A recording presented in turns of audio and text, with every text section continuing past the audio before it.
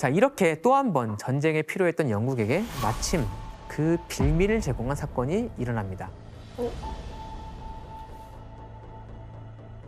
1856년 10월 8일에 광저우 앞 바다에 정박하고 있던 범선 에로우.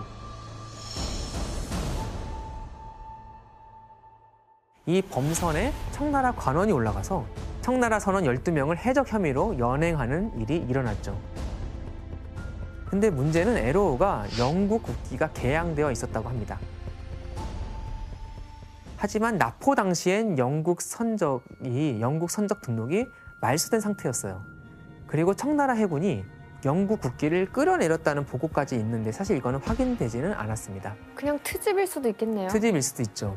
어쨌든 중요한 거는 이런 사건을 빌미로 광저우에 있던 영국 영사가 영국 국기를 모독한 것에 대해서 공개 사과를 요구했죠. 하지만 청나라가 이걸 그대로 받아줄 수 없잖아요. 그리고 이제 사실관계에 대한 다툼도 있었고요. 그래서 결국 체포된 12명 중 9명만 풀어주게 됩니다. 영국은 이런 사건을 빌미로 결국 2차 아편 전쟁을 일으키게 됩니다. 영국은 이런 사건을 빌미로 결국 2차 아편 전쟁을 일으키게 됩니다.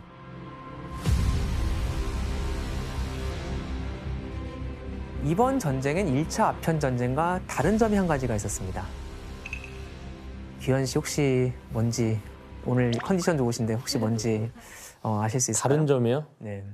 이번엔 1차에서 그 큰 이익을 못 봤기 때문에 아주 집요하게 진짜 막 수익을 극대화할 수 있는 전략을 짜갔겠죠. 네. 어떻게 하면 중국이 좀 더 압박을 받았을까요? 그건 지원이 형이 준비를 네. 했어요.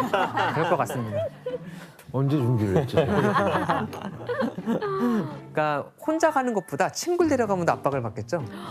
다른 나라도 끌어들이나요? 다른 나라를 끌어들입니다.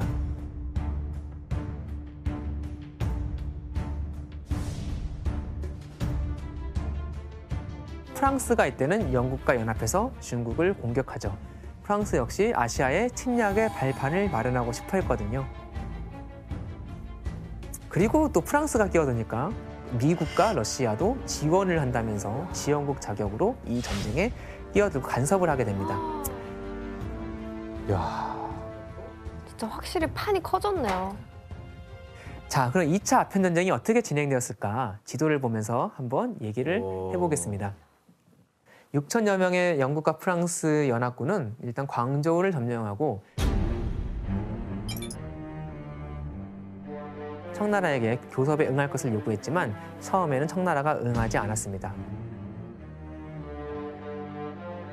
그래서 압박의 수위를 높이겠죠? 그래서 황제가 사는 이 베이징, 바로 아래인 텐진까지 위협을 하게 됩니다.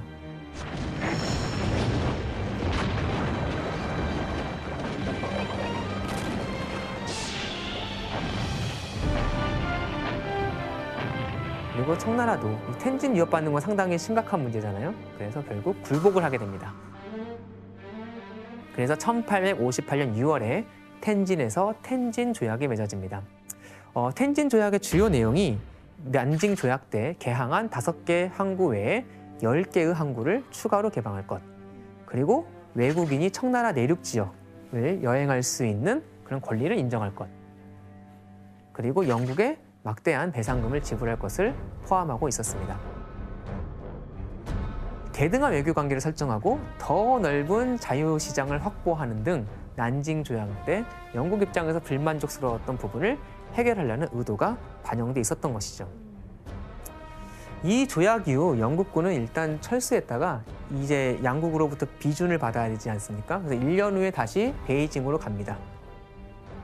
그러다가 텐진 앞 다국 포대를 지키는 청나라 군대와 영국과 프랑스 연합군 사이에 우발적인 충돌이 일어납니다.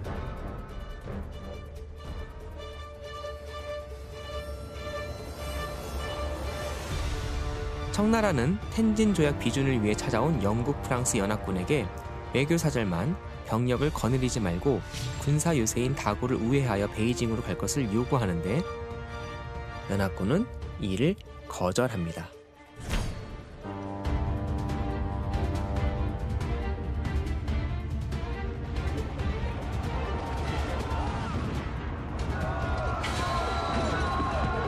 영국은 군사적 대결이라면 당연히 자기들이 승리할 거라고 자신했겠죠.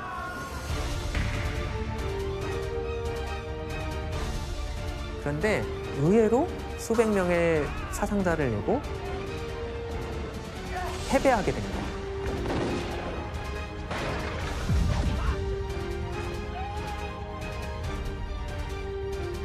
이 다구포구의 승리로 청나라 조정에서 강경파의 목소리가 강해져요.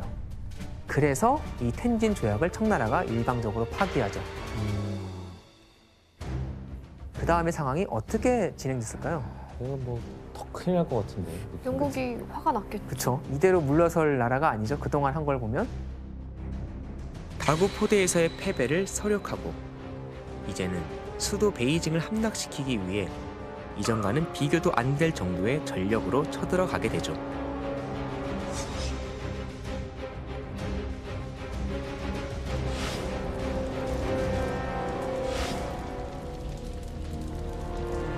이후 베이징으로 가는 마지막 관문인 팔리교에서 5만의 청나라 군대와 맞닥뜨리게 됩니다.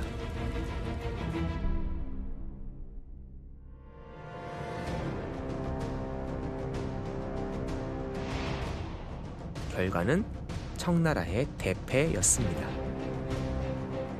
결국 수도인 베이징까지 입성을 하게 됩니다. 상황이 정말 심각해졌어요. 그래서 청나라 황제였던 한풍제가 피난을 떠납니다.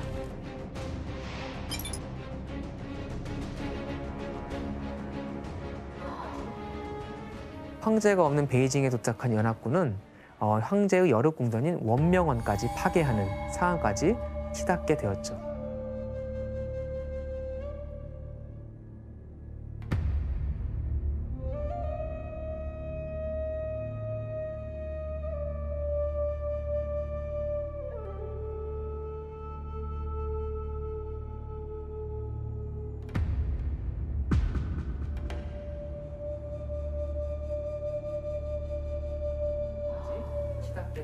아, 그게 그때 파괴가 된 거예요? 네.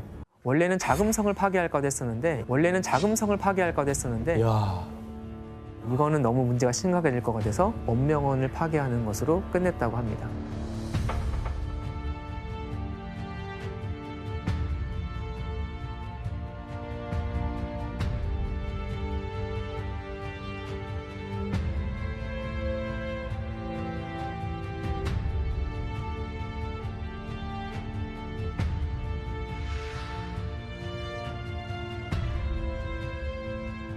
결국 1860년 베이징 협정이 이루어집니다.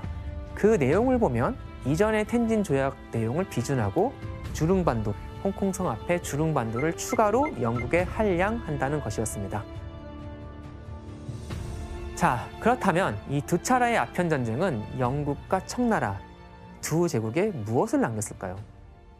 먼저 영국은 아편 전쟁으로 아시아 최강이었던 청나라를 무너뜨림으로써 전 세계의 유럽 제국주의의 전성기를 여는 역할을 합니다. 진짜 아시아도 제패를 한 거네요. 그렇죠. 청나라는 아편 전쟁이 끝나고 뭐 여러 가지 변화가 있지만 아무래도 가장 큰 변화는 전통 질서가 무너지기 시작한 점에 있을 겁니다. 또한 청나라는 외부적으로도 이제 몰락의 길을 가게 됩니다. 열강의 침략이 이제 본격화된 것이죠. 당시 청나라의 상황을 잘 보여주는 사파가 한 가지 있습니다. 한번 같이 볼까요?